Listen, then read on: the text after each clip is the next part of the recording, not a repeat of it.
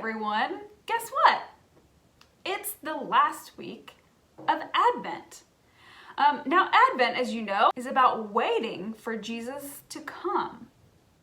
And this week, we're going to be looking at the love of God in the last week of Advent, because love is what leads us to Christmas, right?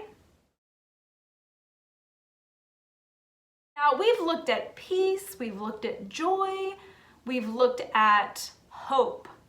And this week, we remember the most important thing of all, which is God's love for us. And we're looking at a text in the Gospel of Luke that is Mary singing and praising God because of all the good things that he has done.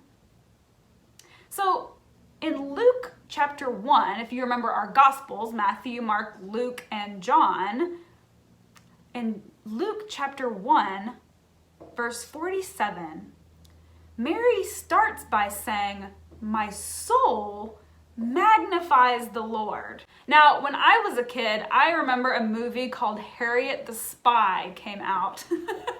And they had all these little fun kits for kids that had a little notepad and a lot of detective things. And one of those things was a magnifying glass. Now, I'm sure you've seen a magnifying glass, maybe in school or something else, but a magnifying glass makes something, you can imagine, it magnifies things. So it makes things big. If you have a little bitty word that you're looking at, it'll make it big like this. And that's what Mary is saying. Her soul magnifies the Lord. She's making God the biggest thing because God is the biggest thing, right? She says, "My spirit rejoices in God my Savior, for he has remembered the humble state of his servant." Now, she's talking about herself.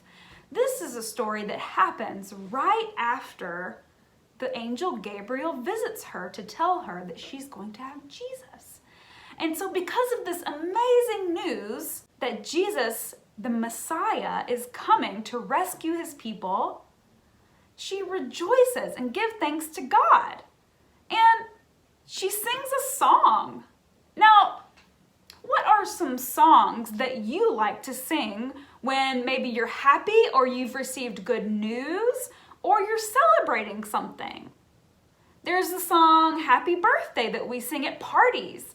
Or maybe if you've ever been to a wedding, a lot of times there's a dance where everybody gets on the dance floor and it's a whole lot of fun and everybody just moves around and it's just to have fun. So songs are a way that we use to celebrate and to rejoice and to have a good time. And Mary was doing a little bit of that, I think. She was praising God because she said that he had remembered her. Now, sometimes I think there's so many people in the world and the earth is so big, how could God know about me? Do you think that God remembers me as a person? Think of your own name and remember that God knows your name. God knows my name, Stephanie. Isn't that amazing that God remembers us?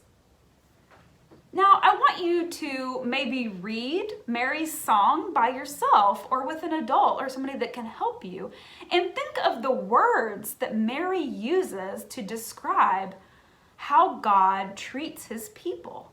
She talks about the poor. She talks about people who are hungry and how God helps them. She talks about how God gives power to those who are powerless and food to those who are hungry. Isn't that amazing? God remembers all of these people, even if they seem small to us, or maybe people that we easily forget about. God never forgets. And so she sings a song, and I want you to sing a song too.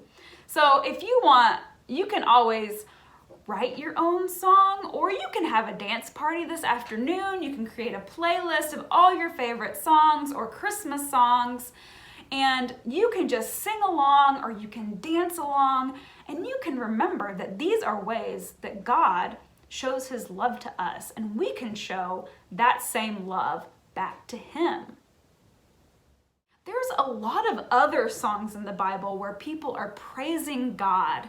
Hannah's song, who is a woman from the Old Testament who praises God when she has a son as well. And there's the whole book of Psalms, which is a kind of songbook. It's the songbook of the Bible. And there's a lot of songs in there that we can sing by ourselves. We can read, maybe if you want to read through the Psalms or read one a day, that's a great way to get that music inside of your head and to learn to rejoice every day in God's love. So if you have your Advent wreath at home, this week you can light that fourth candle. And on Christmas Eve or on Christmas Day, you'll light the center candle, which is the Christ candle. That's when Jesus comes, when we light that middle candle. So I hope that you are thinking about and experiencing God's love this whole week. God's love remembers us and is with us even when things are weird, even when things are peaceful, they're good, they're bad, they're hot, they're cold.